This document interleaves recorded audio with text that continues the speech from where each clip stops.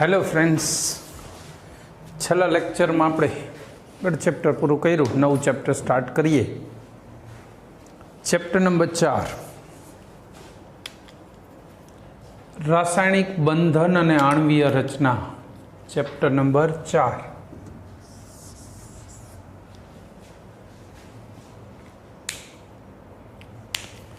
रासायणिक बंधन अने आणवीय रचना।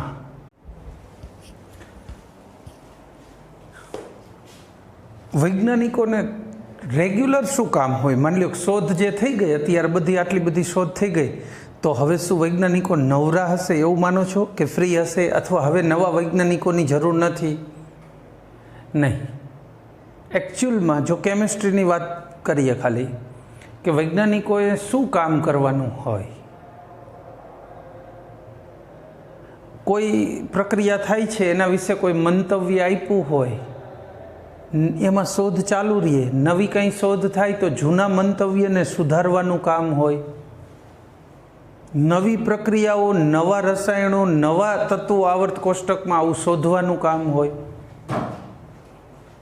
कोविडनी केम दवा शोधवामां बिजी होय, ए रीते कोई नवा मानी लो के नवी समस्याओं होय तो एना उकेल में बिजी होय।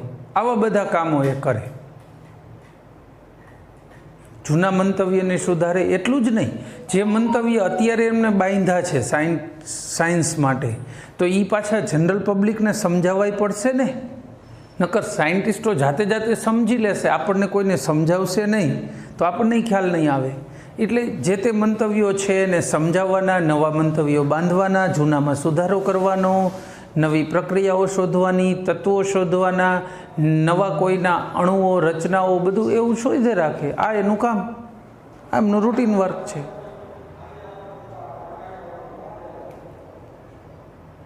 कोई पण द्रव्य लो, पाणी बे प्रकारना परमाणुथी बन्युं छे, एच ने ओ। एटले द्रव्य छे ई समान अथवा जुदा जुदा प्रकारना, टूंकमां एक ज के वधु प्रकारना परमाणुओथी बनेलुं होय। परमाणुनी एवी स्पीसीज के जे स्वतंत्र रीते अस्तित्व धरावी सके, स्वतंत्र रीते प्रक्रिया करी सके अने स्वतंत्र गुणधर्मो धरावता होय तो एने अणु कहेवाय। एवा समान परमाणुओ के असमान परमाणुओ जोड़ाय अने अणुनी रचना करे छे। जो आमां थोड़ीक शाब्दिक बाबतो एवी पण छे जे आना पछीना फ्यूचरने मैं भेगी करीने वात करी होय तो वांधो नथी। पण अहींया प्रश्न ई उपस्थित थाय के अणुओ शा माटे बने छे, मतलब परमाणुओ शा माटे जोड़ाय छे।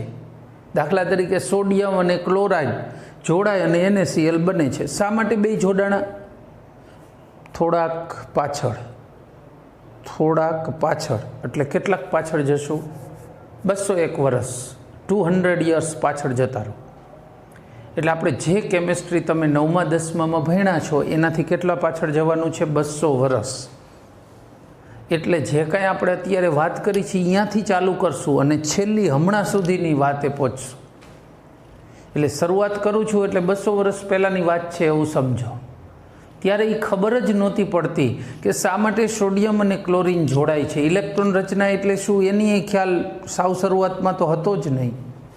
એ સમયની વાત છે।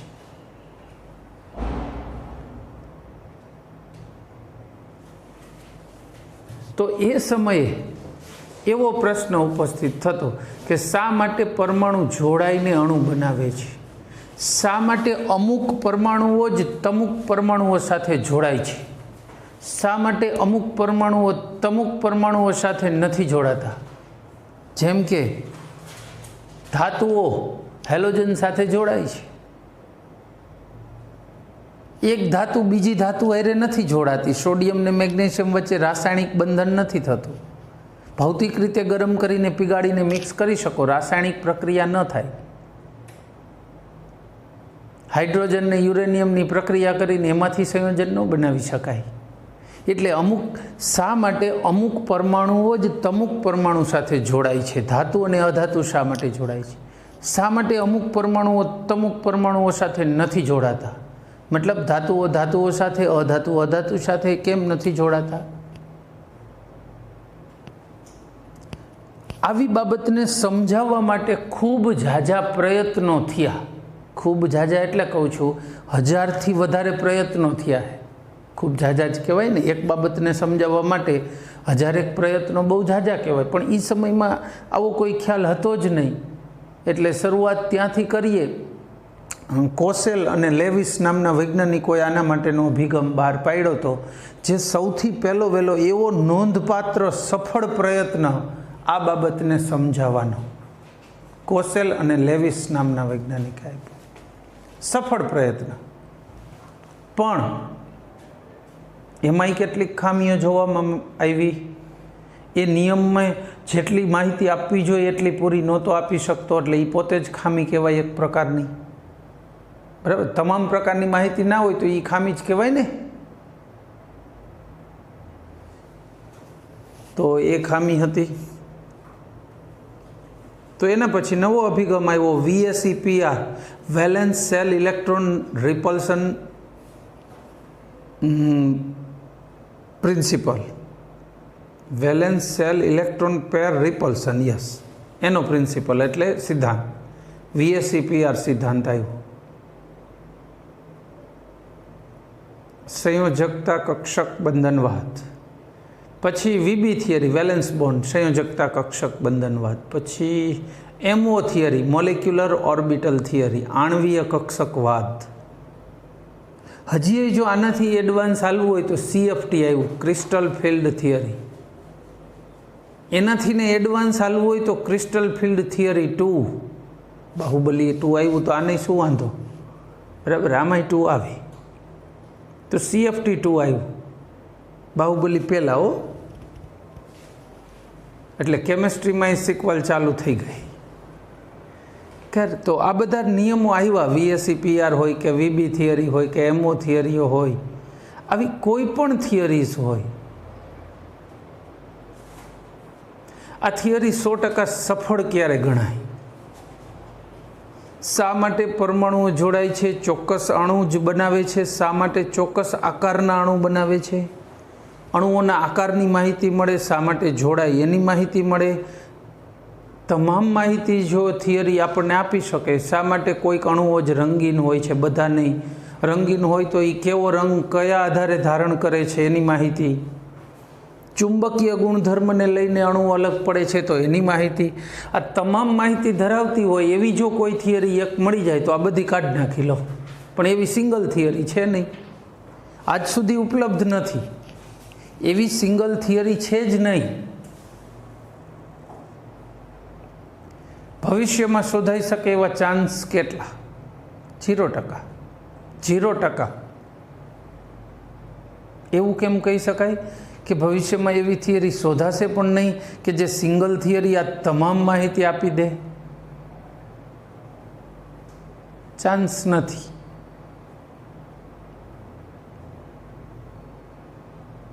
કારણ કે આ દરેકનો પ્રિન્સિપલ હેતુ અલગ છે. અણુઓનો આકાર બનવાનો હેતુ અલગ છે. અણુઓને ધાત્વિક અધાત્વિક ગુણધર્મ ધરાવવાનો હેતુ અલગ છે. તો હવે આ બે અલગ અલગ હેતુઓને એક થિયરીમાં ભેગા કરવા, બે હેતુ હોય તો થઈ શકે. આમાં તો બધી વસ્તુના હેતુઓ અલગ છે. જ્યારે મલ્ટિપલ હેતુ જ હોય, પ્રિન્સિપલ જ અલગ હોય તો ભેગા ન થાય. એટલે નહીં આવી શકે, ચાન્સ ઓછા છે. હવે એ સમયના આજથી 200 વર્ષ પહેલાંનો સામાન્ય ખ્યાલ એક એવો આવ્યો, પરમાણુઓ શા માટે જોડાય? તો કે સ્થિરતા પ્રાપ્ત કરવા માટે. એટલે પરમાણુમાં ઉર્જા વધારે હોય, જોડાય, નજીક આવે એટલે ઉર્જા ઘટે, એટલે સ્થિરતા વધે. એટલે બેઝિક રીતે દરેકે, લગભગ દરેકે એવું સ્વીકાર્યું કે અણુઓ કે પરમાણુઓ નજીક આવીને જોડાવાનું એકમાત્ર કારણ વધુ સ્થિરતા પ્રાપ્ત કરવી આવું છે. આવું બધાએ સ્વીકાર્યું, માનસિક અને પ્રેક્ટિકલ બંને હેતુથી. હવે પહેલા અભિગમથી જ ચર્ચા ચાલુ કરીએ. પહેલો અભિગમ આના માટેનો કોણે આપ્યો? તો કોસેલ અને લેવિસે. બંનેએ સ્વતંત્ર રીતે અભિગમ આપ્યા હતા, પણ બેએ પબ્લિશ કર્યા ત્યારે સમજાણું કે બેયનું કાર્ય એકાબીજાને પૂરક છે. પછી ભેગા મળીને અષ્ટકનો નિયમ રજૂ કર્યો. ભેગા બેયની થિયરીને ભેગી કરીને સાથે મળીને અષ્ટકનો નિયમ આપ્યો. તો પહેલાં બેયનું સ્વતંત્ર વર્ક કહીએ. બંનેનું વર્ક શેની વાત કરીશું? સ્વતંત્ર. એને વર્ક રજૂઆત કર્યું 1916માં, એટલે અત્યારથી ગણો તો 100 ને માથે થોડા વર્ષ થયા.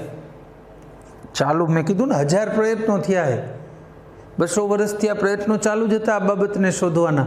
પણ જેને સારો કહી શકાય, જેમાં તર્કસંગત દલીલો હોય એવી બાબત આમણે રજૂ કરી પહેલી વહેલી, લુઈસ અને કોસેલ.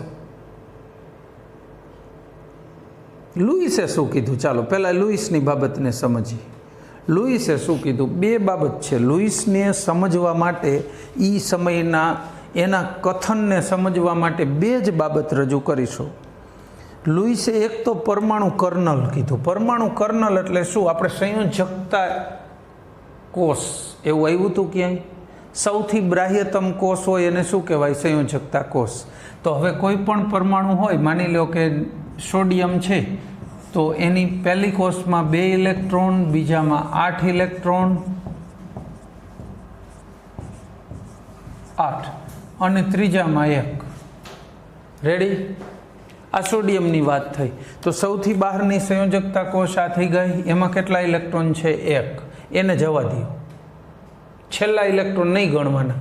બાકીનો અંદરનો ભાગ જેમાં કેન્દ્ર આવી જાય, 11 પ્રોટોન, અને ઇલેક્ટ્રોન કેટલા આવશે? 10 જ. તો એનો વીજભાર હંમેશા ને હંમેશા કેવો રહેવાનો? તમે બહારના ઇલેક્ટ્રોન બાદ કરો હો ને, કદાચ આ કાઢી નાખ્યો હોય તો 8 બાદ થાય, પણ બહારની કોષના ઇલેક્ટ્રોન બાદ થતા હોય તો પછી એનો વીજભાર ધન રહે. આવા ધન ભારિત ભાગને પરમાણુ કર્નલ એવું પહેલી વહેલી વાર શબ્દ આપ્યો. એને પરમાણુ કર્નલ તરીકે ઓળખાવ્યું. કોને? આવા ધન ભારિત ભાગને, જેમાં સંયોજકતા કોષ સિવાયની બધી કોષ અને કેન્દ્રને ગણેલું હતું. આ એક બાબત. બીજું એણે શું કીધું? સંયોજકતા કોષમાં મહત્તમ કેટલા ઇલેક્ટ્રોન રહી શકે? તો કે 8. 8થી વધુ નહીં. 8 જ શું કામ? એના એ સમયમાં પહેલાં છાપરું બાંધીને માણસો રહેતા. છાપરું અહીંયાથી થોડીક શરૂઆત થઈ હતી પાકા મકાનો બનવાની. ઓરસ ચોરસ બનાવે ને, તમે જો બહુમાળી ઊભું કરવું હોય તો ચોરસ સ્ક્વેર ઉપર કરે, છત લેતા જાય, દિવાલ ઊભી કરે, છત, એટલે બાંધકામ સમઘન જેવા આકારોમાં થાય અને મજબૂતાઈ વધારે મળે. એવી માનસિક ખ્યાલ, એવી રજૂઆતો, એવા ખ્યાલોને આધીન એમણે કીધું કે જો આવો સમઘન અણુ રચાઈને 8 ખૂણે 1 ઇલેક્ટ્રોન, 1 ચોકીદાર બેસાડી દઈ તો આની સ્થિરતા મેક્સિમમ આવે. એટલે એને અણુની બાહ્યતમ કોષનો આકારને લઈને કેવી ધારણા બાંધી હતી. ભલે વ્યક્ત રીતે બહુ નથી કીધું, પણ અવ્યક્ત રીતે એની ધારણા એવી હતી, સમઘનને 8 ખૂણા હોય એમ 8 ખૂણે બાહ્યતમ કોષમાં ઇલેક્ટ્રોન બેસી જાય તો સ્થિરતા મેક્સિમમ થાય. 8 ઇલેક્ટ્રોન હોય તો 1, 2, 3, 4, 5 સુધી સ્થિરતા આવશે નહીં. જો 8 થાય ને તો સ્થિર બને. આવું કોણે કીધું હતું? લુઈસે. લુઈસે બીજું આવું પહેલાં કીધું, પછી એને લુઈસે ડોટ સંજ્ઞા આપી, ડોટથી ઇલેક્ટ્રોન દર્શાવવાની. એની વાત પછી કરી. એ આપી હતી એ પછી પણ, એટલે જ વાત તો પછી જ થાય ને. એને આટલું પબ્લિશ કર્યું, એની સામે કોસેલે પણ પબ્લિશ કર્યું.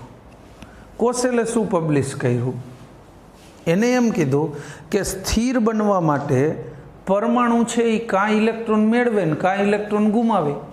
સોડિયમ છે એ સ્થિર બનવા માટે, કારણ એ શું કરશે? 1 ઇલેક્ટ્રોન ગુમાવશે, એને +1 ને ઇલેક્ટ્રોન. ક્લોરીન સ્થિર બનવા માટે ઇલેક્ટ્રોન મેળવશે, Cl વત્તા ઇલેક્ટ્રોન તો Cl-. હવે આ બે જોડાઈને અણુ બને, બે સ્થાયી છે એટલે અણુ બનવા માટે સક્ષમ છે. બીજું એને શું કીધું કે H2નો અણુ છે HIH, Cl સાથે Cl આ ભાગીદારી કરે છે ઇલેક્ટ્રોનની. ભાગીદારી કરીને 8 ઇલેક્ટ્રોન અષ્ટક પૂરું કરવાનો પ્રયત્ન કરે છે. એટલે આને પણ એવું સ્વીકાર્યું ખરું કે 8 ઇલેક્ટ્રોન હોય ને બહારની સાઈડે તો સ્થિરતા મળે. અને એ 8 ઇલેક્ટ્રોન પ્રાપ્ત કરવા માટે જ અમુક પરમાણુઓ ઇલેક્ટ્રોન ગુમાવવાની વૃત્તિ ધરાવે ને અમુક મેળવવાની. 2 ઘટતા હોય તો મેળવવાની, 2 વધારાના હોય તો દઈ દેવાની વૃત્તિ. અને સમાન પરમાણુઓ જોડાઈને જ્યારે અણુ બનતો હોય ત્યારે એમાં ભાગીદારી થાય એવું કીધું. આમાં ઇલેક્ટ્રોનની ભાગીદારી થાય અને આમાં ઇલેક્ટ્રોન સોડિયમ છે ને એનો 1 ઇલેક્ટ્રોન કાઢે ને એ ક્લોરીનને આપી દે, એટલે ઇલેક્ટ્રોનની ટ્રાન્સફર, એક પરમાણુ બીજાને ઇલેક્ટ્રોન આપી દે, બેયના અષ્ટક થઈ જાય અને પછી જોડાય એવું કીધું હતું. આવું કોણે કીધું હતું? કોસેલે. ત્યાર પછી બંને આ વાત થઈ ગઈ એટલે હવે બધાને સમજાઈ ગયું કે આ બંને વૈજ્ઞાનિકો એવા છે કે જેમની બાબતો તર્કસંગત છે. આજના સમયમાં 100 વર્ષ 150 વર્ષ પહેલાંના આ રિસર્ચ આ કેટલાનું હશે? જો 1916માં રજૂ થયું પણ કર્યું તો ઘણો ટાઈમ પહેલાંનું. એટલે ત્યારે એ વર્ક બહાર આવ્યું. તો ત્યારે જે વર્ક કીધું છે ને આજે પણ એમાં કંઈ ખોડખા પણ નથી, આ બાબતમાં નથી. એમ સ્થિરતા પ્રાપ્ત કરવા માટે જ પરમાણુઓ નજીક આવે છે, ધન અને ઋણ આયનો બને છે અને અષ્ટક પૂર્ણ કરે છે. સાચી વાત છે.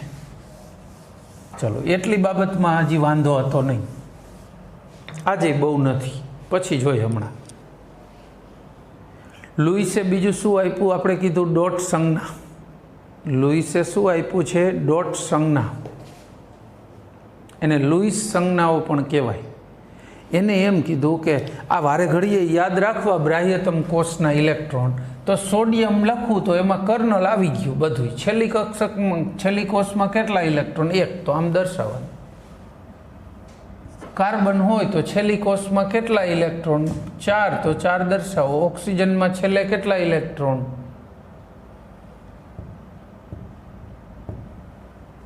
6, તો 6 દર્શાવો. ક્લોરીનમાં છેલ્લે કેટલા ઇલેક્ટ્રોન હોય? 17મા સમૂહનું સભ્ય છે ને 7. તો એ પરમાણુમાં બાહ્યતમ કોષમાં જે ઇલેક્ટ્રોન હોય એને આવી રીતે દર્શાવવાના. આને ડોટ સિમ્બોલ કહેવાય, ડોટથી દર્શાવવાના એવું કીધું. આગળ જતાં આનો ઉપયોગ આપણે જોઈશું હમણાં. સહસંયોજક અણુઓ બનાવવા માટે ને એમાં આનો વપરાશ કર્યો છે એમ તો લુઈસે પહેલાં સંજ્ઞાઓ આવી રીતે ખાલી કીધી કે રજૂઆત આવી કરો, એટલે દુનિયા આખીની પહેલાં તો રજૂઆત સરળ બને, રજૂઆત બધા એકસરખી કરતા થાય, પછી એમાં ફેરફાર કે બીજું ત્રીજું આગળ વધારી શકાય.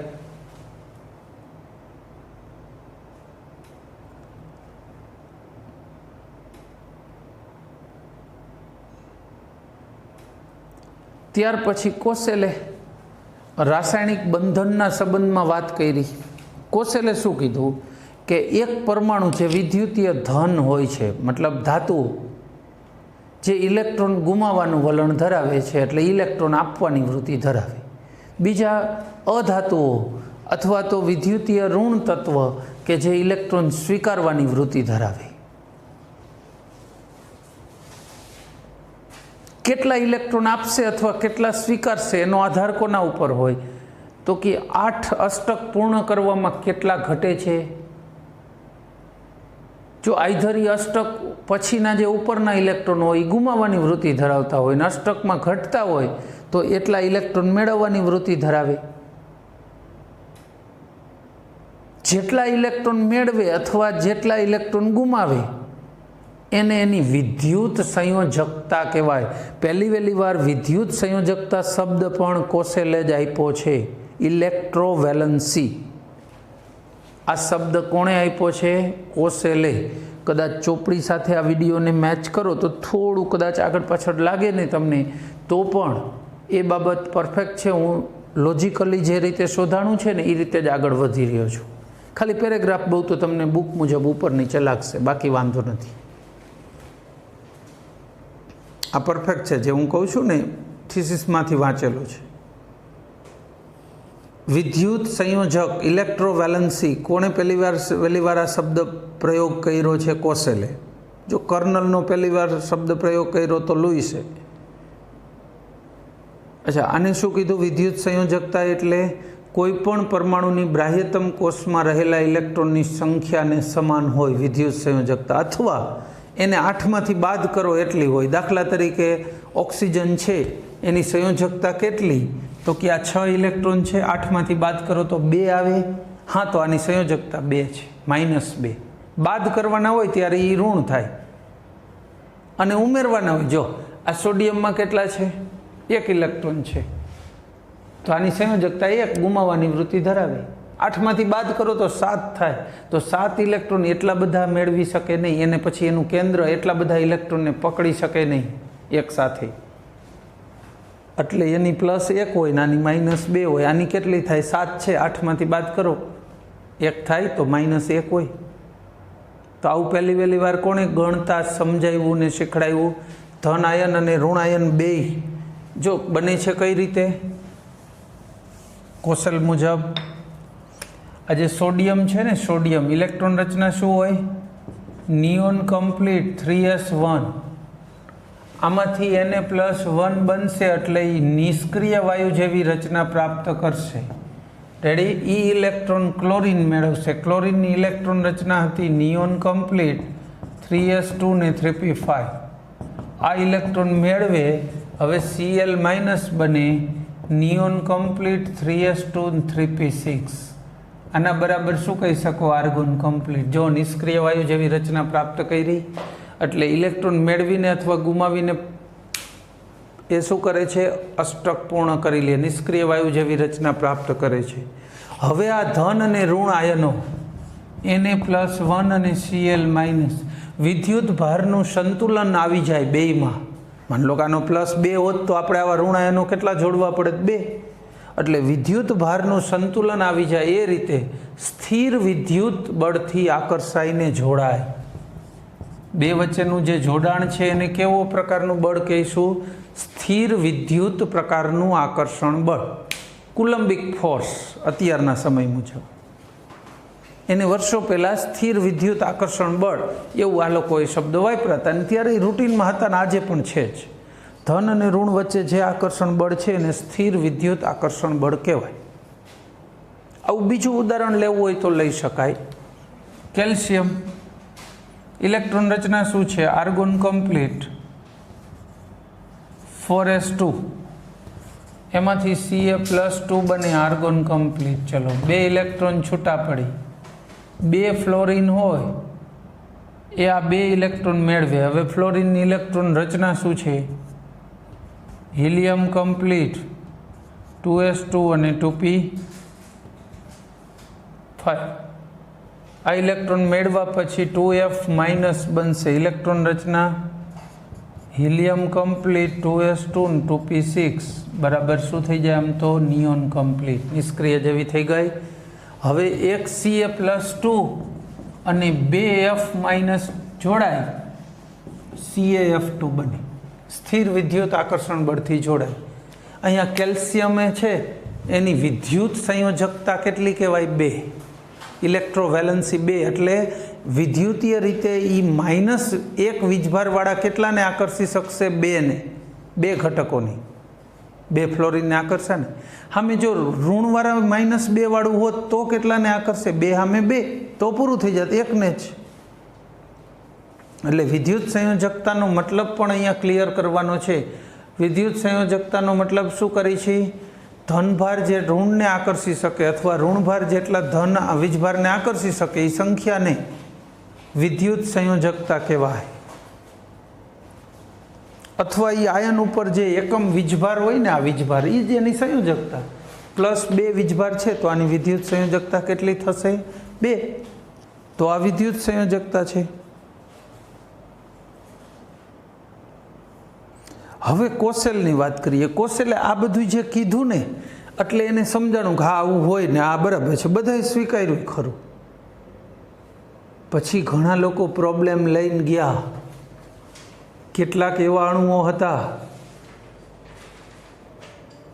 જેમાં આવું નહોતું થતું, જેમાં આવી ઘટના બનતી જ નથી। એવા અણુઓ માટે શું કહેવું એ કોશેલ સમજાવી શક્યો નહીં। ખાસ કરીને શું છે આ બધું આયનિક સંયોજનોને લાગુ પડે છે। જો જ્યાં સહસંયોજક સંયોજનો બનેલા હોય, સહસંયોજક આયનિક નહીં, ધન ને ઋણ આયન બનીને નહીં, ભાગીદારી કરીને જે બંધ બનતા હોય CH4 મિથેન, તો એને આમાં સમજાવી શકાતો નથી. ભાગીદારીના જે બંધો હતા એની કોઈ સમજણ આમાં હતી નહીં. એટલે આપણે એવું કહી શકીએ કે કોસેલનો અભિગમ જે છે એ બધાને લાગુ નહોતો પડતો, બધા અણુઓને. અને એ કોસેલ પોતે જાણતો હતો કે આવું થાય, મુશ્કેલી છે, આ બધાને લાગુ નથી પડતું, એને સ્વીકાર્યું ખરું. બરાબર. હવે લુઈસની વાત કહીએ. લુઈસે જે ડોટ સંજ્ઞા આપી હતી ને એના ઉપર એને થોડુંક એક્સટેન્શન જાહેર કર્યું, થોડુંક વર્ક વધાર્યું. શું વર્ક વધાર્યું? જો એ ડોટ સંજ્ઞા ઉપર, કારણ કે અહીંયા ચોપડીમાં અહીંયા નથી આપ્યું, મેં એટલે જ તમને કીધું કે ક્રમને થોડીક વખત સાઈડમાં મૂકો ચોપડીનો. ખાલી આનો ક્રમ ઓરિજિનલ જે છે ને એ પરફેક્ટ સમજાવે છે ક્રમબદ્ધ રીતે. હવે આમણે શું પબ્લિશ કર્યું ડોટ સંજ્ઞા સાથે કે ભાઈ આ એક હાઇડ્રોજન છે એની છેલ્લી કોષમાં 1 ઇલેક્ટ્રોન, આ ઓક્સિજન છે એની છેલ્લી કોષમાં 6 ઇલેક્ટ્રોન. ઇલેક્ટ્રોનને 2 રીતે દર્શાવવાનું સૂચન ચાલુ થયું પાછું. એક ડોટથી અથવા આવો નાની ચોકડી ક્રોસ, એટલે ડોટ અથવા ક્રોસથી દર્શાવી શકાય. હવે આમાંથી HO, જો Hના ઇલેક્ટ્રોનને Oના છૂટા પડી જાય ડોટને ક્રોસથી દર્શાવો તો આવું થાય છે. આવું કોણે કીધું? લેવિસે અથવા લુઈસે. લુઈસ નામના વૈજ્ઞાનિકે કીધું. જોકે એ લુઈસ છે એ શબ્દ જ આમ તો અભ્રંશ વાળો છે. તમને ખબર છે NEW આને શું કહો તમે? ન્યૂ કઈ કે નહીં? તો LEW હોય તો લ્યુ કેવું પડે ને. IS હોય તો લ્યુઇસ, આ એનું સાચું નામ છે. કદાચ આને અમેરિકન ઉચ્ચાર મુજબ, અમેરિકાવાળા શું કેવી રીતે ઉચ્ચાર કરે છે, આ ઇંગ્લેન્ડનો ઉચ્ચાર થયો.